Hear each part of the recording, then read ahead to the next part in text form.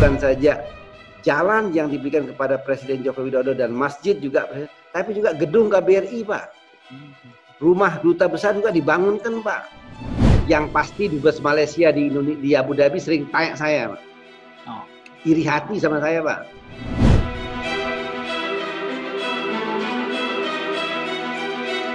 Sejak menjalin hubungan diplomatik pada 1976, Indonesia dan Uni Emirat Arab banyak yang menilai berada pada tingkat kemesraan di era Presiden Joko Widodo sekarang ini.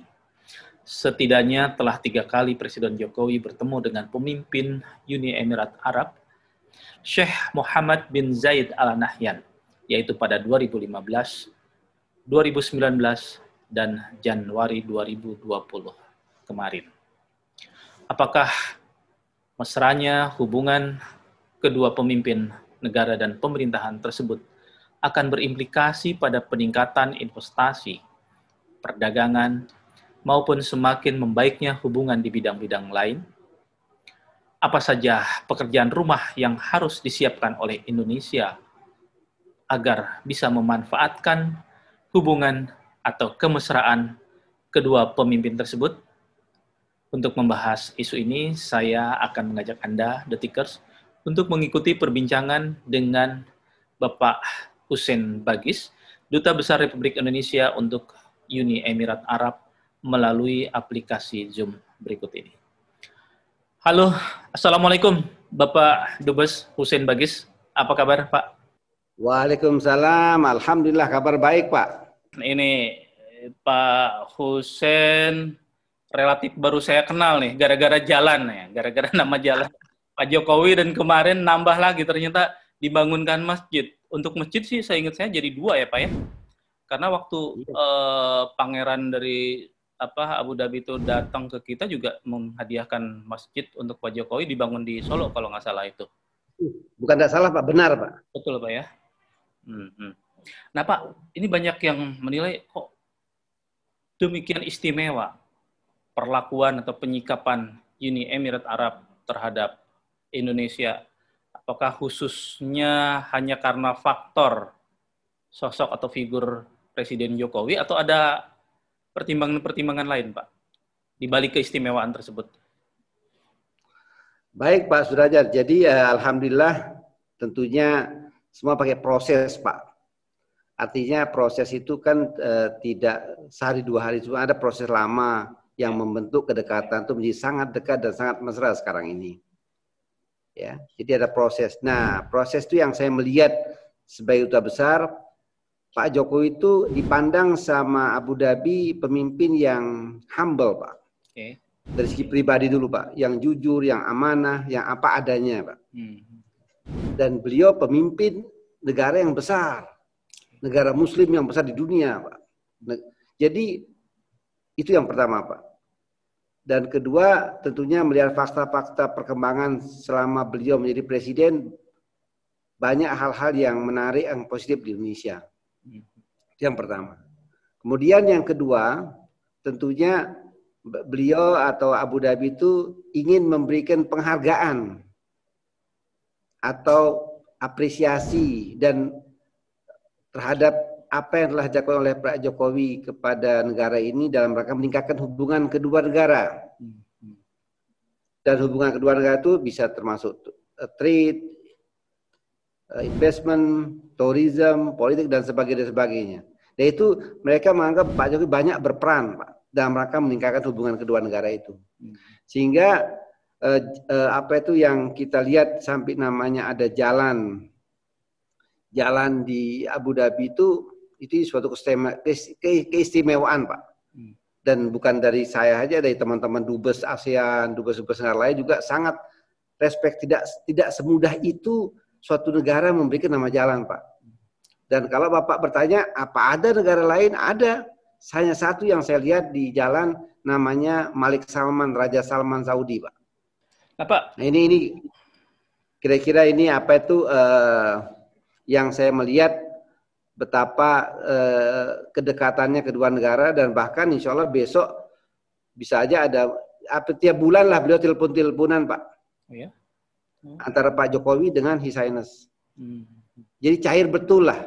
Dan mungkin menurut saya atau menurut Pak Jokowi yang paling dekat sekarang ini dengan Abu Dhabi, Pak. Oleh karena itu teman-teman di Republik Indonesia harus menyadari kedekatan ini. Sayang kalau tidak dioptimalkan, Pak. Tidak mudah membuat, kita kerja keras juga di KBRI bagaimana mendekatkan pemimpin masyarakat kedua negara. Nah, tantangannya sekarang bagaimana Jakarta mengoptimalkan kedekatan ini dengan kegiatan-kegiatan nyata, misalnya investasi kah, perdagangan kah, dan sebagainya. Itu yang tantangan kami ke depan, Pak. Ya. Nah, Pak, tapi di balik sejumlah keistimewaan tadi yang sudah Bapak sebutkan, bahwa memang ada kedekatan personal yang begitu cair. Beberapa waktu kemarin ini ada aktivis Jatam, jaringan advokasi tambang, yang mencuit ini Twitternya bahwa pemberian nama jalan itu katanya bagian dari konsesi terhadap Uni Emirat Arab karena mendapatkan konsesi lahan 256.000 hektar di calon ibu kota baru di Kalimantan Timur itu, Pak. Bagaimana respon dari KBRI di Uni Emirat? Kalau saya bilang teman-teman, kita sebagai orang Islam harus mengatakan astagfirullahalazim, Pak. Kita harus mohon ampunan sama Allah. Dan itu memang berita sangat tidak berdasar dan sangat menyesatkan, Pak. Bayangkan Bapak, ya, saya sendiri sebagai duta besar yang berduka di Abu Dhabi tahu 2 hari sebelumnya, Pak. 2 hari sebelumnya saya diberitahu nanti kita akan berikan begini dan seterusnya. Tidak ada sama sekali. Tidak berdasarkan lobby-lobby Bapak Dubes ya untuk mendapatkan nama jalan itu? Ya ada sebelum-sebelum, tapi ya apa ada peran kita apa enggak walau alam. Tapi yang jelas ya sering kita ngobrol sama mereka lah. Apa yang kira-kira perlu monumental yang bisa dibuat lagi di Abu Dhabi buat Republik Indonesia. Jadi untuk Bapak ketahui bukan saja jalan yang diberikan kepada Presiden Joko Widodo dan masjid juga, tapi juga gedung KBRI, Pak. Rumah duta besar juga dibangunkan, Pak. Orang setengah mati, kita alhamdulillah dikasih sama isinya lagi. Ya. Tinggal nempatin tanah masuk aja ya. Ya, tinggal buka kunci masuk kerja. Komputer sudah ada, AC sudah ada, CCTV sudah ada semua, Pak. Itu semua sejak era Pak Jokowi? Iya, jelas, Pak. Jadi ini hubungan itu cairnya istilahnya saya sendiri di sini sudah hampir 4,5 tahun, Pak. Ya. Tapi mulai cairnya 2019 ketika His Highness Syekh Muhammad bin Zayed Al Nahyan, putra mahkota di Abu Dhabi, silaturahim ke Pak Jokowi di Bogor. Bayangkan Bapak waktu ke Bogor tuh orang yang di Indonesia mengatakan kok singkat sekali ke Bogornya gitu, ke Indonesianya. Kalau tidak salah 6 jam dan 8 jam, Pak. Ya. Tapi dari semua waktu itu setengahnya bersama Pak Jokowi berdua, Pak. Maksud saya, Bapak bisa bayangkan begitu dia datang ke Bogor, dari bandara, diajak sama Pak Jokowi muter-muter dari satu mobil, Pak, ke Monas, Pak, ke Bundaran HI. Dari Bapak bayangkan dari Cengkareng ke Monas dulu, muter-muter sambil ngobrol, balik lagi ke Bogor. Itu berapa jam? Pelan-pelan lagi. Belum lagi di Bogornya. Jadi sangat efektif, efisien pertemuan walaupun singkat. Nah itu awalnya, Pak. Dibalas lagi Pak Jokowi Januari tahun ini datang lagi ke Abu Dhabi. Banyak sekali positifnya atau faktanya dari kedekatan itu. Tidak mesti dalam bicara saja, tapi di bisnis juga iya. Nah Pak, mungkin ada indikasi-indikasi lain terkait kian dekatnya hubungan kedua negara ini yang dilatari oleh kedekatan kedua pemimpin. Untuk bidang investasi, Pak, mungkin dalam 3 tahun terakhir atau 5 tahun terakhir ada catatan seperti apa peningkatannya? Begini Pak, kalau bicara investasi, alhamdulillah sekarang ini UAE walaupun masih kecil dari segi total, karena kan investasi itu kan perlu proses, Pak. Jadi kalau kita menurut catatan yang ada, total investasi UAE di BKPM itu sekitar 256 juta dolar, Pak. Kecil, Pak.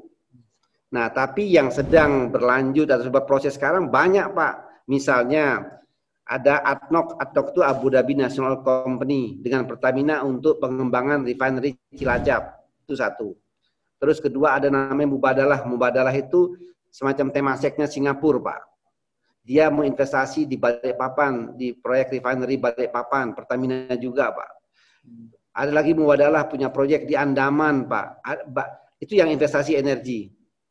Terus kedua ada pelabuhan juga di Piwul di Surabaya dengan Mas Pion. Kemudian ada juga proyek solar cell, Pak, tenaga surya itu terbesar di Asia Tenggara nanti dari Abu Dhabi juga. Dan kita rencanakan tanggal 17 Desember ada groundbreaking di Cirata Danau, Cirata, Pak, Jawa Barat. Di Agro juga banyak. Jadi banyak, Pak. Ada Lulu juga, ada retail juga di Jakarta, 4 Lulu itu dari Abu Dhabi juga semua, Pak. Jadi alhamdulillah buat saya sangat terasa, Pak. Terasa bukan saja dari segi investasi, tapi dari segi komunikasi kita dengan orang-orang lokal sangat cair sekarang, Pak. Dan itu dirasakan oleh staf-staf saya di Abu Dhabi. Jadi kalau Bapak tanyakan inflasi sangat terasa besarnya. Cuman itulah saya katakan tadi, bagaimana Indonesia bisa memanfaatkan momentum kedekatan ini dengan menawarkan proyek-proyek yang clear, itu yang lebih penting, Pak. Bayangkan Bapak, kita punya rencana mungkin minggu ini selesai lah. Itu perlu hampir setahun waktunya hanya untuk ngurus tanah di Lembang 19,5 hektar, Pak. Itu untuk proyek apa, Pak? Untuk proyek kerjasama untuk pengembangan blueberry, Pak, buah-buahan. Oh. Jadi Bapak bisa bayangkan, Pak, birokrasinya itu di Republik itu. Dan mudah-mudahan minggu ini selesai. Apalagi tanah yang lebih besar, yang kecil aja kita perlu waktu lama, Pak. Saya diturun tangan langsung, Pak, ke menteri-menteri semua saya kontak supaya cepat realisir. Karena dari yang kecil biasanya orang ke besar, tidak mungkin ke besar langsung, Pak.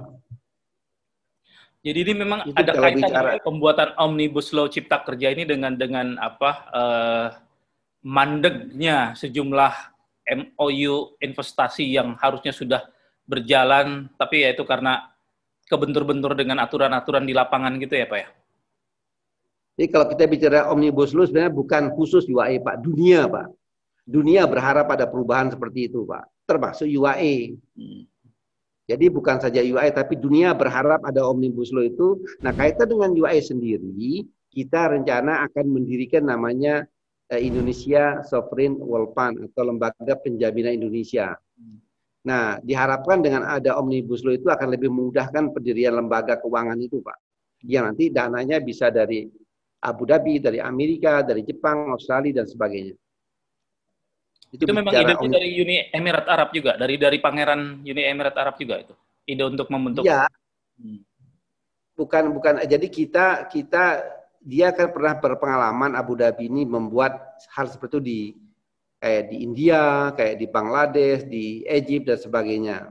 Nah, coba dia tawarkan juga sama Indonesia buat sovereign wealth fund. Tapi dengan banyaknya ketentuan yang berliku-liku di Republik itu, makanya ide pembentukan Omnibus Law itu salah satu solusi gitu. Kira-kira itu pikiran saya, Pak. Ya. Nah, tadi saya kenapa kaitkan dengan Omnibus Law karena ya tuh mungkin saking dekatnya mungkin akhirnya kan Pangeran tuh basic Pak ribet banget ini. Tolonglah dibuatkan aturan yang lebih simpel semacam itu. Karena kan selain 2019 kan Pak Jokowi sudah 2015 kalau nggak salah pertama ke sana kan. Di sana juga belum ditandatangani banyak MOU bernilai ratusan triliun juga gitu kan. Ya, waktu beliau kemari 2015 saya belum bertugas di sini, Pak. Oh. Saya bertugas 2016. Makanya saya katakan lebih cairnya waktu kunjungan His Highness ke Bogor dulu baru lebih cair semuanya. Nah, Pak, kalau untuk di bidang perdagangan seperti apa, Pak? Nah, saya kan mantan orang dagang, Pak. Saya ini duta besar yang background-nya pedagang, Pak. Jadi kalau Bapak tanya dagang, saya hafal betul lah istilahnya. Pakar di bidang dagang, Pak. Jadi perdagangan, Pak, kedua negara, selama ini dalam 3 atau 4 tahun terakhir ini selalu posisinya sekitar 3,5 miliar dolar, Pak. Perdagangan kedua negara. Tapi yang menarik untuk kita kaji, mereka umumnya mengekspor ke Indonesia itu sekitar 2 sampai 2,1 miliar dolar, kita mengekspor kurang lebih 1,5 miliar dolar. Masih defisit. Jadi ada defisit kita kurang lebih 600 juta dolar. Itu bicara kedua negara. Kalau Bapak ditanya saya apa yang Indonesia perlu ekspor? Yang Indonesia ekspor ke UAE atau ke Dubai itu antara lain ada perhiasan dari Jawa Timur, ada ban, kemudian ada CPO, ada kertas, ada TPT, ada ada besi, ada ban, ada sabun. Kira-kira itulah Pak. Dan lain-lain, tapi yang besar kira-kira itu. Nah, kalau Bapak tanya apa yang diimpor dari Indonesia dari UAE ini, ya paling banyak energi, oil and gas.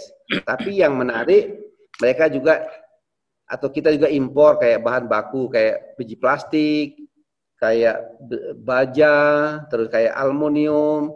Dan kita impor dari UAE ini Pak tiap tahun 9 juta dolar untuk korma Pak. Kurma. Di Indonesia kan di mana-mana sekarang ada korma Pak. Ya.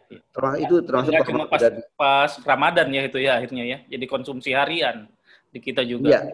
Iya, betul Pak. Itu memang kurma dari Uni Emirat yang terbaik. Oh enggak Pak. Jadi cuma kalau saya makan korma Pak. Jadi korma IMA itu kecil-kecil Pak. Ya. Buat Indonesia lebih cocok Pak. Bisa sekali masukin ke mulut ya, sekali kunyah. Lebih mudah gitu. Nah Pak, terus menyiasati defisit ini apa yang Bapak sebagai pakar perdagangan coba strategi-strateginya ke depan ini? Ya, pertama saya selalu sampaikan ke Jakarta bahwa bagaimana kita lebih meningkatkan daya saing kita itu pertama, Pak. Itu yang secara nasional. Tanpa daya saing ngomong kosong kita bisa meningkatkan ekspor. Kita mau buat apa saja kalau daya saingnya kurang, sulit. Terus yang kedua, kami juga punya polisi gimana meningkatkan penjualan barang-barang yang bernilai lebih, Pak. Misalnya kita ada produksi senjata atau ada produksi yang pesawat, itu kita bisa masukkan di sini kan langsung bisa mengangkat kita punya nilai ekspor. Itu pikiran saya, Pak. Nah, kalau untuk daya saing apa kendalanya? Kalau daya saing lebih banyak pertanyaan di dalam negeri, Pak. Jadi Bapak sekarang misalnya punya, taruhlah ambil contoh kopi Robusta misalnya. Itu dulu kita nomor 1 di Dubai. Tapi dengan adanya Vietnam yang masuk, jadi bersaing betul dengan Vietnam. Misalnya kopi Robusta saja. Begitu juga yang lain-lain, Pak. Karena Dubai ini semacam hub untuk Afrika Timur Tengah. Kalau Bapak bisa produksi sesuatu di Dubai, terus juga nanti dilihat sama negara lain, pesaing kita dia bisa produksi lebih murah, orang akan ambil lebih murah. Misalnya sarung. Sarung kita ada dari Pekalongan, banyak masuk. Tapi sekarang ada dari India juga. India itu sebelahnya Dubai, Pak. Kan tentunya akan lebih murah. Terus ketiga, kalau kita bicara agriculture, buah mangga. Kita punya Bangga Ponorogo, Tasikmalaya, banyak mangga. Sekilo mungkin sama dengan Thailand, Pak. $1 mungkin sekilo. Jadi begitu dibawa ke Dubai naik harganya $1,5. Sementara Thailand punya $1,2. Itu contoh daya saing, Pak, yang simpel, Pak. Jadi banyak tantangan dalam negeri bagaimana lebih meningkatkan daya saing. Nah, itu tugasnya kementerian. Apa namanya Kementerian Pertanian, Perindustrian, UKM, dia punya tugas. Dia harus lebih tahu, Pak. Dan dia banyak dokter-dokter di sana, Pak. Tidak ada yang bodoh, semua pinter-pinter, Pak. Nah, bagaimana dia mempunyai strategi terobosan supaya barang-barang yang dijual itu punya daya saing. Tentunya juga ada kaitan dengan perbankan, dengan transportasi, banyak hal lah. Tapi intinya itu urusan dalam negeri, Pak. Tapi kalau dari sisi kualitas produk kita, sebetulnya tidak kalah ya, Pak ya? Iya, kalau kita bilang, kalau barang industri itu begini, Pak. Misalnya Bapak bisa buat air ini aqua. Ini air laut, Pak, diproses di sini. Harganya misalnya satu botol yang agak besar itu 1 dirham. 1 dirham itu kira-kira 4.000. Nah, kalau kita bisa buat, kalau dia harga retailnya 4.000 rupiah, paling tidak harga belinya mungkin 60%, Pak. Atau 2.400 lah. Kalau kita punya barang bisa 2.400 sampai Dubai bisa kita jual. Ini contoh yang gampang, Pak. Jadi kalau bicara daya saing itu sangat mudah sekarang ini, Pak. Kalau zaman-zaman dulu saya jadi atas perdagangan harus buat market intelijen, semua sekarang nggak perlu Pak. Jadi saya waktu tugas di luar negeri juga sebagai atas perdagangan, saya bilang kalau bulu matanya orang Indonesia itu dipotong, dikumpulkan dalam jumlah berapa ton, saya bisa jual Pak, asal ada harga daya saing. Tapi begitu kita ngomong Pak, itu yang gitulah. Tapi kita susah. Semua pinter bicara daya saing, tapi faktanya implementasinya masih susah di Republik itu Pak. Jadi PR terbesarnya masih di dalam negeri sendiri ya. Iya. Kira-kira itu Pak. Jadi konsepnya kalau dalam negeri semua kementerian terkait bisa membantu untuk peningkatan daya saing, saya yakin tidak mesti ekspor ke Dubai atau ke UAE, tapi ekspor ke dunia akan meningkat. Nah Pak, Dubai kan Uni Emirat Arab punya Dubai yang sekarang menjadi semacam kota pariwisata dunia gitu kan. Ya. Sementara Indonesia punya alam juga begitu banyak beraneka ragam. Nah, kalau untuk sektor pariwisatanya ini seperti apa ininya dengan Dubai? Ada nggak yang bisa dipelajari, yang bisa diimplementasikan untuk Indonesia, pembangunan dunia pariwisata di kita? Saya tadi bicara itu dengan Menteri Pariwisata Dubai, Pak. UAE, Pak. Baru sebelum Bapak ini kita ada video conference bagaimana meningkatkan jumlah turis dari UAE ke Indonesia. Sebab saya komplain sama mereka, fakta-fakta yang ada, jumlah turis dari UAE ke Thailand banyak. Bisa 130.000 orang sebelum pandemik, Pak. Tapi ke Indonesia hanya 10%. Sangat kecil. Padahal Indonesia negara kita sudah dekat. Ya, sekarang kita sudah lebih dekat. Gimana caranya Anda pikirkan supaya bisa turis yang lebih banyak ke Indonesia. Tadi saya bicara itu, Pak. Nah, kita akan buat working group.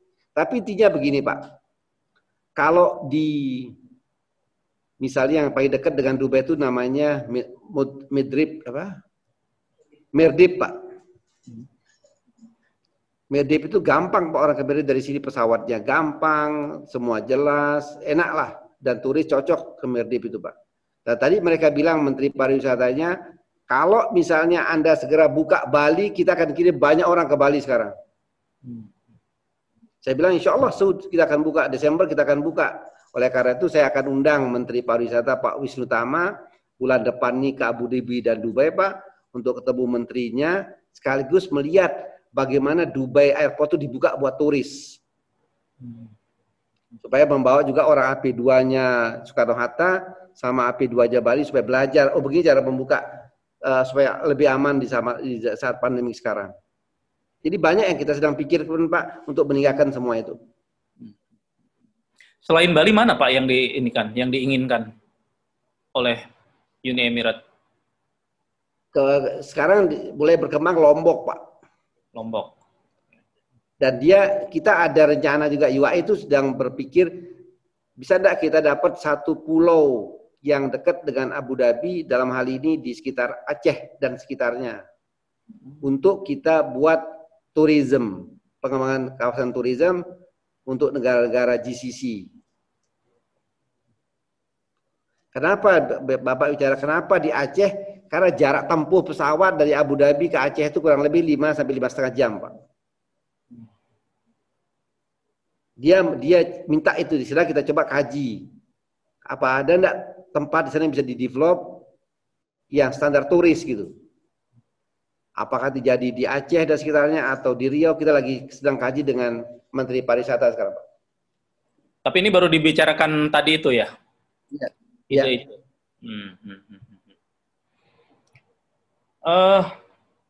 Pak, betul nggak sih kalau Indonesia dengan Uni Emirat Arab sudah lama terjalin kerjasama di bidang keagamaan,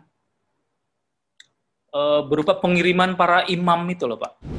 Saya baru dengar-dengar, tapi persisnya seperti apa maksudnya belum pengen dapat penjelasan dari Pak Dubes nih. Maksudnya gimana itu? Jadi begini Pak, begitu saya datang di Abu Dhabi, cerita awalnya Pak, datang di Abu Dhabi, saya kan alhamdulillah saya sering juga sholat di masjid Pak, sholat subuh sama sholat maghrib. Sering saya temui imam, ada dari Pakistan, kadang-kadang dari Bangladesh, dari Maroko, itu saya lihat Pak. tahun-tahun pertama saya di sini, akhirnya saya minta sama staf saya, coba temukan saya sama Menteri Agamanya UAE. Saya ketemu sama mereka, saya bilang bahwa saya sering ke masjid-masjid di UAE ini kok tidak ada imam Indonesia.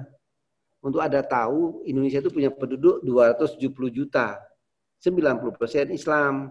Dan dari semua penduduk itu, insya Allah 1% itu hafiz Quran, saya bilang. Paling banyak orang hafiz dibanding di negara Arab, saya bilang. Jadi tolong Anda bantu. Itu saya bilang sama dia. Nah, akhirnya berproseslah sampai dapat sekarang ini ada hari ini Pak, walaupun ada yang juga sudah berhenti juga karena mau selesaikan S2-nya di Indonesia, ada 11 orang imam di masjid-masjid di UAE Pak. Nah, kalau Bapak bicara gimana program berikutnya, saya udah minta ke Pak Jokowi waktu bertemu dengan His Highness bulan Januari lalu, supaya minta kepada His Highness bisa dapat imam 200 orang dalam 3 tahun. 200, lonjakannya berkali lipat dari 11 ke 200, jangan tanggung-tanggung Pak. Kalau dengan His Highness kita harus besar Pak. Kalau kecil buat apa gitu. Apalagi level Pak Jokowi yang ngomong kita minta 200, dia oke Pak. Nah sekarang sedang diseleksi sama Kemenak Pak tahun ini. Diharapkan nanti bulan depan ini sudah ada seleksi Pak. At least lah kalau dapat tahun ini atau awal tahun depan dapat 60 orang, alhamdulillah tahun depan lagi 60 orang, atau berikutnya sisanya. Lebihnya apa Pak Imam di sini? Pertama, di sini negeri yang toleran Pak. Negeri yang paling toleran sekarang ini di dunia ini UAE Pak. Paling toleran Pak. Ada menteri toleransinya, ada ada sinagog, ada gereja, ada semua di Abu Dhabi Pak. Tapi mereka saling menghargai Pak. Nah, diharapkan imam-imam itu kalau bekerja di sini di samping dapat pendapatan yang memadai, dia dapat kurang lebih sekitar kalau dirupiahkan 20 jutaan lah Pak sebulan. Dia dapat rumah, dapat asuransi dan enjoy lah. Dan dia kalau jadi imam di sini bedanya sama di Republik, dia tidak perlu azan Pak. Karena azan sudah disiarkan langsung dari masjid besar melalui radio. Dia hanya qamat saja Pak. Dan dia hanya imam. Dan kalau dia jadi khutbah Jumat, khutbahnya sudah disiapin pendek lagi Pak, baca doang. Jadi mudah lah. Jadi Islam di sini betul-betul bisa diterima sama banyak orang Pak. Nah itu lebihnya kalau kita banyak imam, dan tentunya kalau banyak imam nanti di sini bisa juga dia membawa budaya Indonesia imam-imam itu gitu. Jadi mereka bisa belajar bagaimana Islam toleran di Abu Dhabi. Suatu saat dia kembali, dia bisa juga jelaskan ke Republik, ke kampung halamannya. Ada pertukaran banyak di sini ya. Siapa? Apa yang 11 itu dari kampung halaman Pak Husin semua atau dari daerah mana aja? Dari saya cuma 1 Pak. Jadi ya gampang-gampang susah juga Pak nyarinya Pak. Karena kan standarnya harus bisa bahasa Arab, harus hafiz Quran Pak. Oke. Tapi sekarang ini terakhir saya dengar sudah lebih 100 orang siap untuk ikut diseleksi Pak. Di Jakarta. Untuk berangkat 2021 nanti? Ya, awal 2021 insya Allah. Oke. Pak, kalau kembali ke soal investasi, kalau dibandingkan dengan Malaysia, hubungan Uni Emirat Arab Indonesia, Uni Emirat Arab Malaysia, kita kan selalu membandingkan dengan negara tetangga kita nih yang terdekat gitu kan, karena sama-sama boleh dibilang malah negara luar lebih kenalnya negara Muslim yang paling good ya Malaysia gitu kan. Seperti apa perbandingannya secara objektif? Yang pasti dubes Malaysia di Abu Dhabi sering tanya saya, Pak. Iri hati sama saya Pak. Padahal dia kalau bicara rajanya Malaysia dengan Syekh Muhammad teman sekolah Pak. Satu sekolah, teman sekolah. Teman sekolah Pak. Kalau bicara kedekatan, tapi dia kagum kenapa Anda bisa membuat Pak Jokowi lebih dekat dengan His Highness. Saya bilang doa sama Allah. Usaha juga saya bilang doa ya penting. Saya bilang tidak bisa kalau tidak doa ngomong kosong, harus pakai doa, kita orang Muslim saya bilang. Teman saya kebetulan Harun namanya Pak Dubesnya. Sering dia tanya saya kenapa Indonesia begini, kenapa Malaysia tidak begini. Saya berikan dia solusi saran begini-begini cara deketi orang di sini gini. Itu kalau jadi jauh lah Indonesia Pak. Tapi dalam soal sertifikasi halal bukannya Malaysia lebih maju, Pak? Oh enggak, itu siapa bilang Pak? Saya 4 tahun di Dubai Pak sebelumnya. Maaf muskilah Pak, barang apa saja Bapak jual di Indonesia alatul. Langsung Pak, tidak masalah. Selama ini sudah tidak ada persoalan soal sertifikasi halal dengan Uni Emirat? Tidak ada. Tidak ada. Sudah beres?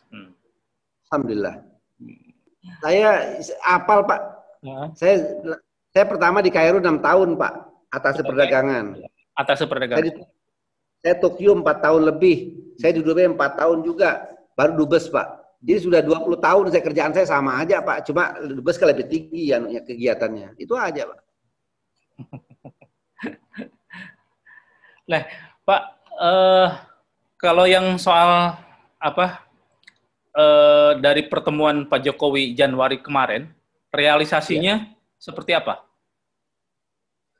Realisasi investasi maksudnya Pak? Iya, iya. Oh iya, memang sekarang sedang ada 9 atau 12 atau 11 gitu kan MOU yang ditandatangani itu? Ya, betul Pak. Ada B2B, ada G2G. Sekarang sedang berproses, bergulir Pak. Misalnya, ambil contoh yang real. Kita bulan Desember tanggal 17 nanti akan menyelenggarakan atau membuat pesta groundbreaking proyek solar cell atau tenaga surya di Danau Cirata, Jawa Barat. Walaupun kecil, 100 ya sekitar berapa proyek. Kalau tidak salah sekitar 145 megawatt, Pak. 100. Walaupun kecil tapi mendunia, Pak. Kenapa bisa? Karena tenaga surya, Pak. Jarang bisa sebesar itu tenaga surya. Kita akan buat justru di Danau Cirata, Pak. Sekarang ini alhamdulillah sudah hampir selesai semuanya prosesnya, Pak. Tinggal groundbreaking tanggal 17 Desember saya rencanakan, Pak. Ini yang pull up kemarin, Pak. Ada juga nanti bulan depan mungkin ada finalisasi dengan antara Maspion Group dengan DP World Dubai Pak untuk pelabuhan di Gresik. Yang di Surabaya itu ya? Di Gresik Pak. Oh di Gresik, Jawa Timur ya deketan. Ada juga nanti di Agro, terus Lulu juga sudah buat sekarang 4 Pak Lulu hipermarket di Jawa Barat dan mereka target kalau bisa dalam 3 tahun 100 Lulu di Indonesia Pak, 100 Pak. Lulu tuh semacam Aeon seperti itu ya, yang Aeon Jepang. Ya, yang punya Abu Dhabi juga, Pak. Artinya ada perusahaan yang kelola, tapi sahamnya juga milik pemerintah Abu Dhabi, ya. Jadi disupport betul sama UAE government, Pak. Kalau nggak salah pemiliknya teman Pak Jokowi ya itu ya? Sudah lebih lama ketimbang dengan Pangeran kan? Ya, saya yang bawa Pak Jokowi ke kantornya waktu saya di Dubai, Pak. Oh, waktu Pak Jokowi masih wali kota, Pak. Sempat keliling-keliling katanya ya, melihat ke sana ya. Pak, kalau yang dengan Chandra Asri gimana realisasinya? Chandra Asri, alhamdulillah mereka sudah dapat kita bantu untuk mendapat long term kontrak untuk nafta, Pak. Dia dapat suplai dari ADNOC untuk nafta untuk bahan baku petrochemicalnya. Kemudian untuk proyek Chandra Asri 2, mudah-mudahan habis corona ini tahun depan kita akan mulai negosiasi kembali Pak untuk pengembangan Chandra Asri 2 dengan Abu Dhabi Pak. Pak Hussein, terima kasih banyak sudah berkenan. Pak Derajat, mudah-mudahan ada fadilahnya, ada manfaatnya. Amin. Apa yang saya sampaikan. Insya Allah Pak Hussein. Terima kasih banyak Pak Hussein. Semoga bisa memberikan insight tersendiri bagi para pembaca Detikcom. Amin ya Allah. Ya. Assalamualaikum warahmatullahi wabarakatuh. Salam. Hatur nuhun. Hatur nuhun, Pak Hussein.